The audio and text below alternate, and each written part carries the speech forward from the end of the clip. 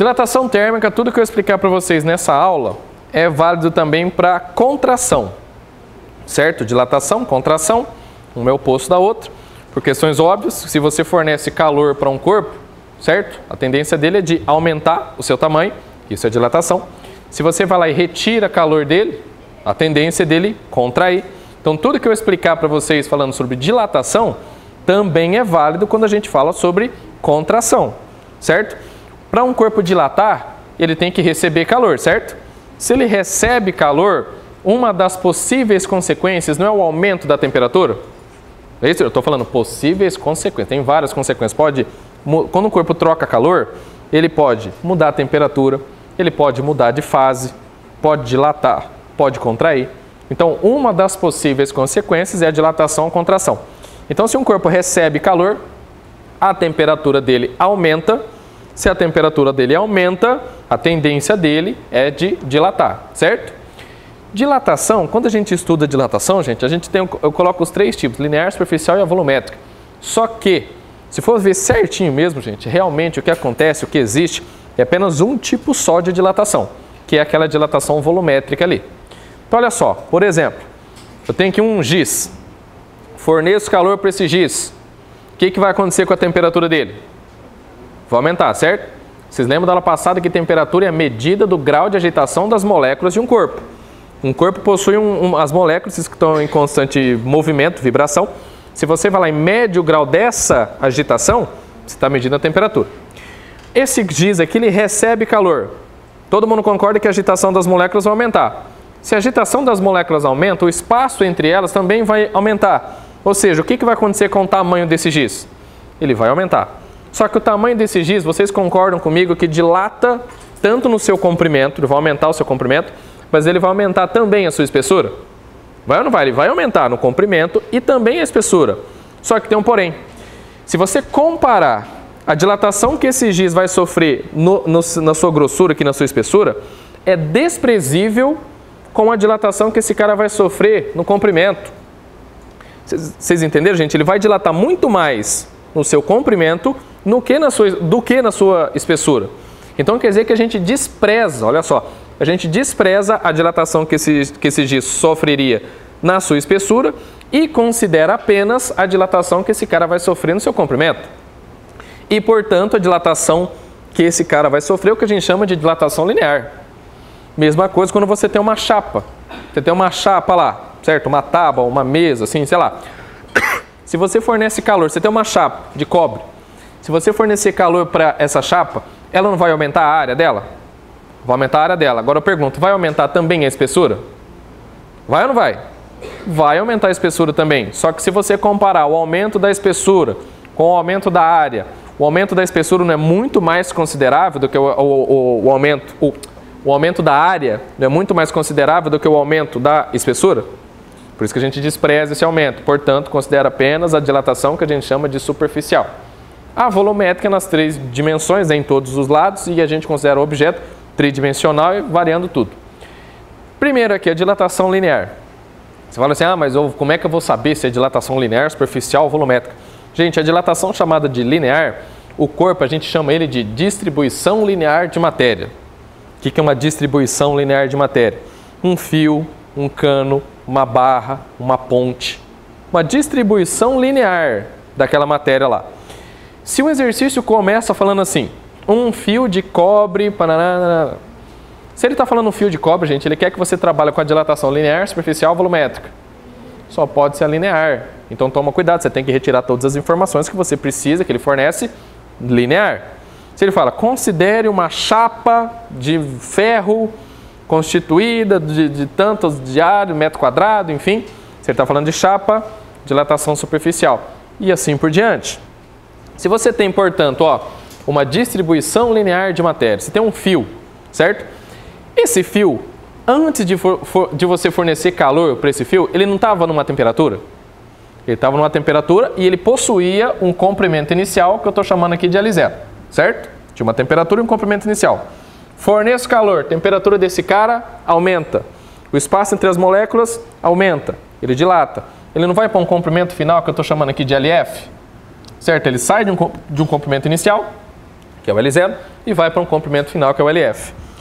Por questões óbvias também, gente, esse aumento que esse cara vai sofrer, que é a dilatação que esse cara sofre, a gente vai chamar de ΔL, que nada mais é do que o comprimento final menos o comprimento inicial, certo? Ele estava no comprimento inicial, foi para um comprimento final, eu quero saber o quanto que ele aumentou. Ou seja, qual foi a variação de comprimento que esse cara sofreu? Só pegar o comprimento final mais o comprimento inicial. Só que, gente, pensa bem. Será que a dilatação que esse cara vai sofrer depende do material que ele é constituído? Também depende. Agora, essa expressão que eu mostrei aqui, tem alguma dependência do material? Não tem nada falando que material que é e se depende ou não. Por isso que não é essa formulinha que a gente usa para dilatação. Por isso que a formulinha que a gente tem que usar aqui tem que ter uma dependência do material. E, portanto, a formulinha é essa daqui, ó. ΔL igual a L0, alfa, Δθ. Essa é a formulinha da dilatação linear. O que é o ΔL, gente? É a variação do comprimento, é o quanto que aumentou. E, portanto, ΔL nada mais é do que o comprimento final menos o comprimento inicial. Esse alfa aqui, gente, a gente chama ele de coeficiente de dilatação linear.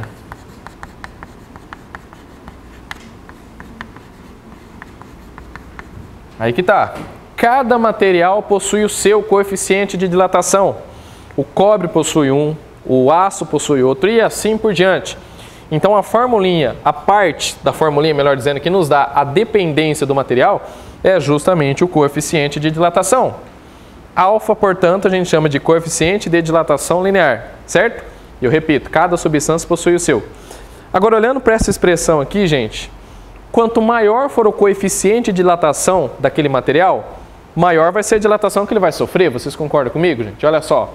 Quanto maior for esse número aqui, maior vai ser o ΔL. São grandezas, olha aqui, diretamente proporcionais. Quando você tem uma coisa que aumenta, a outra também aumenta, certo? Isso daqui acontece muito quando você encontra exercícios falando sobre disjuntores. Disjuntor é um dispositivo que protege, vamos dizer assim, a corrente elétrica da sua casa. Ele permite passar até uma intensidade, certo? Ele permite passar até uma determinada intensidade. Se a intensidade de corrente na sua casa supera aquele valor, o disjuntor vai lá e desarma. O sistema que faz o disjuntor cair, a chave cai, sabe? Quando alguém tá tomando banho, uma pessoa vai lá, tá passando a roupa, aí a menina vai lá, começa a fazer chapinha, aí a chave vai lá e cai, certo? Caiu porque a intensidade de corrente atingiu um valor que superava o máximo que o disjuntor foi feito. Aí o que aconteceu? A temperatura chegou num valor tão alto dos fios ali e desarmou.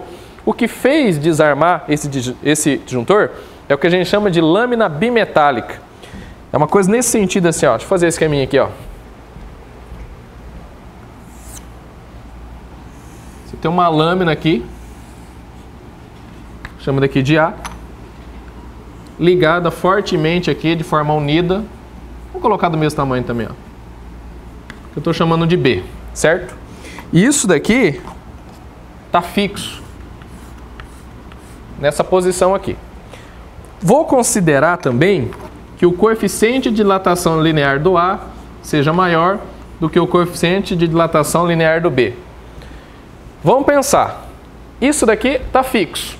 Essa lâmina bimetálica está fixa numa parede ali, sei lá. Se a temperatura desse sistema aqui aumenta, quem que vai dilatar mais, o A ou o B? O A. O A não tem um coeficiente maior que o do B? Então quer dizer que o A dilata mais do que o B. Se eu estou falando para vocês que essas duas lâminas estão unidas, estão grudadas uma com a outra, certo? E vocês estão percebendo aqui que o A dilata mais que o B. Isso quer dizer que esse sistema vai dilatar e vai ficar perfeitamente na horizontal? Não. Se o de cima dilatar mais que o de baixo, todo esse sistema aqui não vai entortar para baixo? Entenderam, gente? Porque o coeficiente de dilatação do A é maior que o do B. Então quer dizer que o A não vai dilatar mais que o B?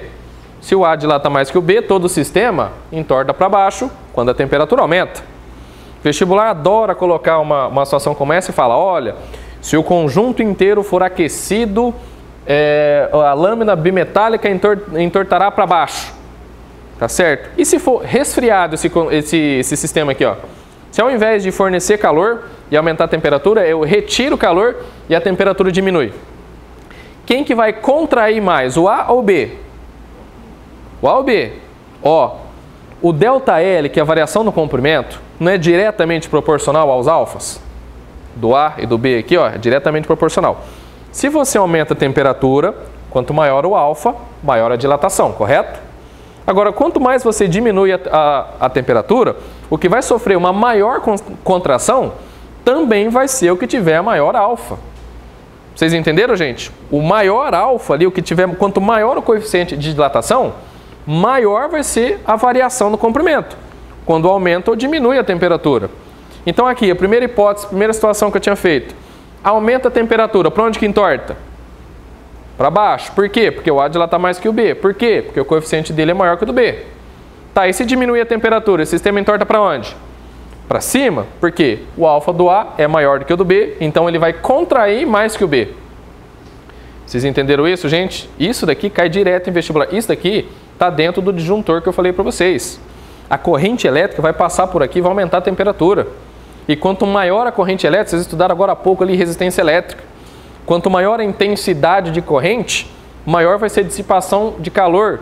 Vocês lembram como é que chama a transformação de energia elétrica em energia térmica? Esse é o momento que vocês falam para mim se vocês lembram ou não, sim ou não.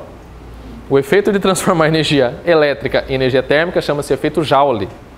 Efeito Joule, portanto, é quando você transforma energia elétrica em energia térmica. Calor.